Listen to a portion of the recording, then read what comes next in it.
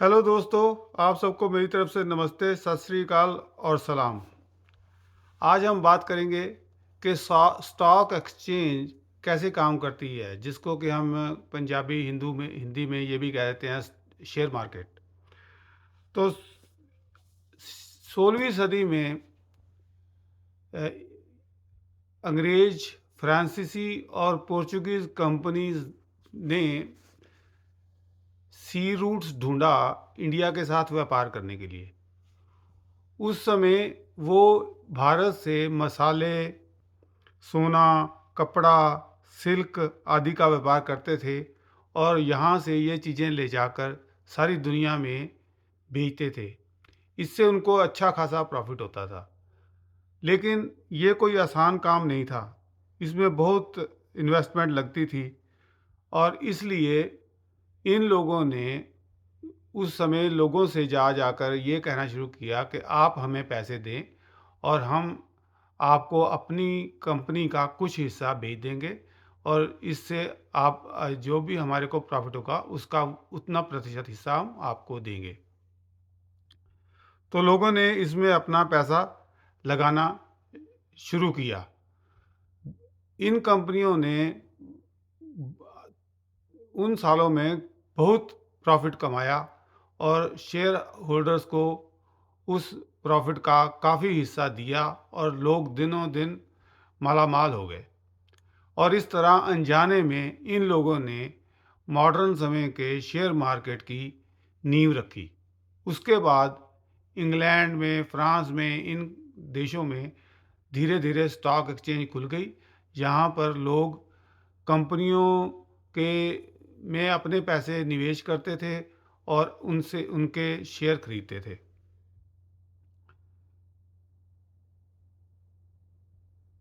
आज के दौर में, मॉडर्न टाइम में, शेयर मार्केट उस तरह उससे बहुत ज़्यादा बड़ी और कम्प्लेक्स हो गई है। आज स्टॉक एक्सचेंज में बहुत से तरह तरह के निवेश करने वाले इंस्ट्रूमेंट्स हैं और तरह तरह के शेयर्स हैं। लोग अपनी हिम्मत के हिसाब से, जहाँ जितना वो जोखिम ले सकते हैं, उसके हिसाब से इसमें पैसे लगाते हैं।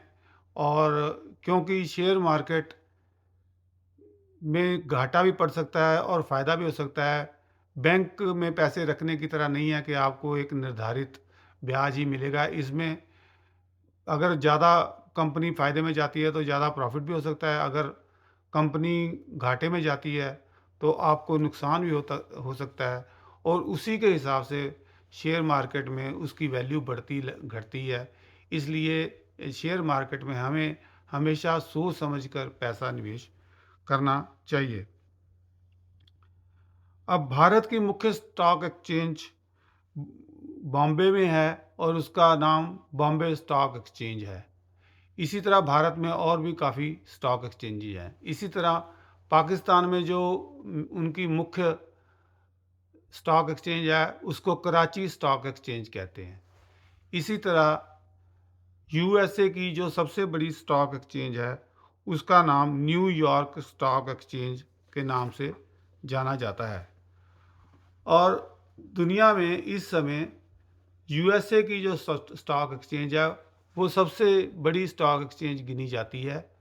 और उसके सेंटीमेंट के हिसाब से कि यूएसए की स्टॉक ऊपर जा रही है या नीचे जा रही है, दूसरे देशों की स्टॉक एक्सचेंज भी काफ़ी हद तक उसको फॉलो करती हैं। और हर देश की बड़ी से बड़ी कंपनी न्यूयॉर्क स्टॉक एक्सचेंज में अपने शेयरों का रजिस्ट्रेशन करवाती है, क्योंकि वहाँ से उनको डॉलर जो है उनके उनको मिलता है, जो जिससे कि वो अपनी कंपनियों को और ज़्यादा फलने फूलने का मौका देते हैं।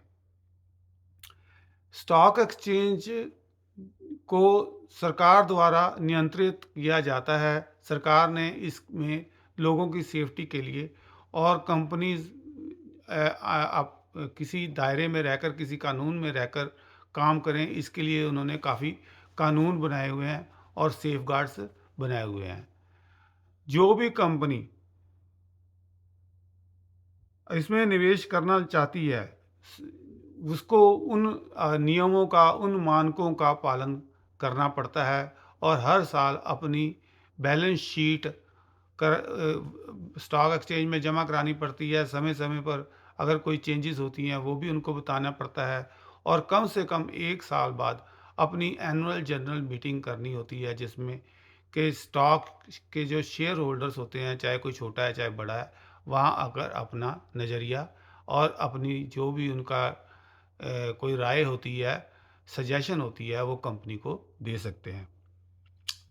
अब ये शेयर मार्केट काम कैसे करती है? अब मान लीजिए कोई कोई कंपनी है, वो दवाइयों का व्यापार करना चाहती है और उसकी कंपनी आगे ऑलरेडी चल रही है, तो वो अपने शेयर मार्केट में शेयरों को के लिए एप्लीकेशन फ़ाइल करेगी और उस फ़ाइल में वो बताएगी कि उसका मार्केट रेट कितना होना चाहिए। तो अगर ₹10 का शेयर है और वो कंपनी प्रॉफ़िट में है, तो वो कह सकती है कि मैं इसको ₹20 में बेचूँगी। अब कंपनी में जो इसको इनिशियल पब्लिक ऑफरिंग कहते हैं, कि जो पहला निवेश करते हैं, उससे जो लोग हैं, उसको पहली बार शेयर को खरीदते हैं और उस निर्धारित मूल्य पर, मान लीजिए उन्होंने ₹20 में वो शेयर खरीद लिए।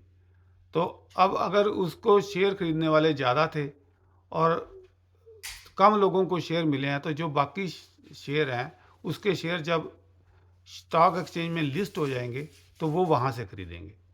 अब अगर कंपनी उस पैसे को अच्छी जगह निवेश करती है और अपनी जो फैक्ट्रीज़ है उनको बढ़ाती है और उसका कार्य बहुत अच्छा चल रहा है, वो डिविडेंड देती है, तो ज़्यादा लोग उसमें निवेश करने के इच्छुक हो जाते हैं। तो ये डिमांड और सप्लाई का सारा काम है।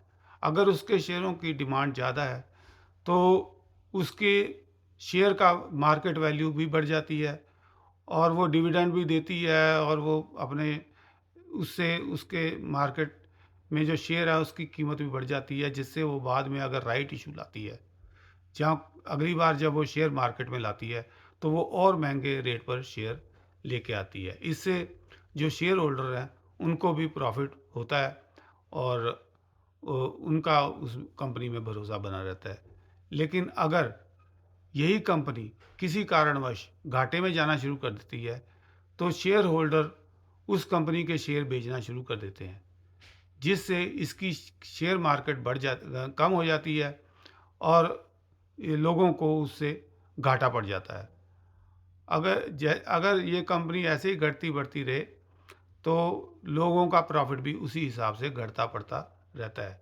तो ये सब चीज़ें जो है मार्केट वैल्यू जो है, ये सारी डिमांड और सप्लाई के ऊपर बेस करती हैं।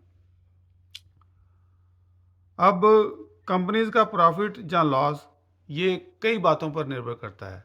जैसे कि अब अगर कंपनी जिस माल से चीज़ें बनाती है उसकी कीमत बढ़ जाए, जहाँ जो टेक्नोलॉजी वो बनाने में यूज़ करती है उसमें चेंज कोई आ जाए, जहाँ उसकी डिमांड ही घट जाए, जहाँ अगर लेबर की कॉस्ट बढ़ जाती है, अगर लेबर जो है कम है देश उस एरियाज़ में और उसको ज़्यादा लेबर चाहिए और वो ज़्यादा लेबर जब हायर करती है तो महँगी करती है, उसका भी एक कारण हो सकता है।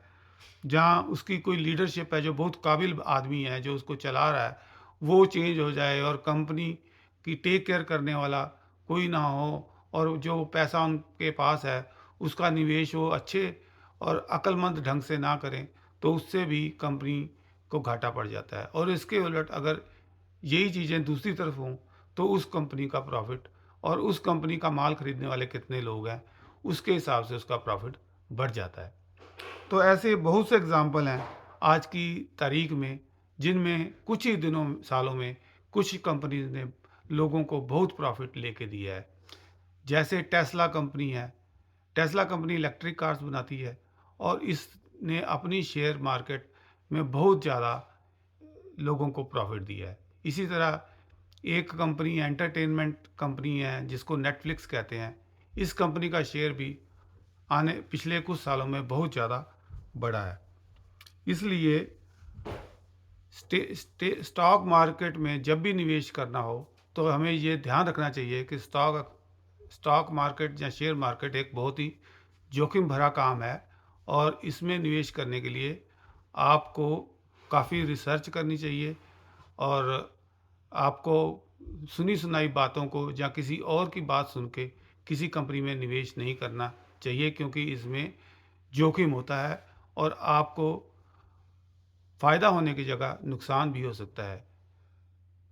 और जब शेयर बढ़ रहे हों तो लोगों की बातें सुनकर उसमें इन्वेस्ट ना करें।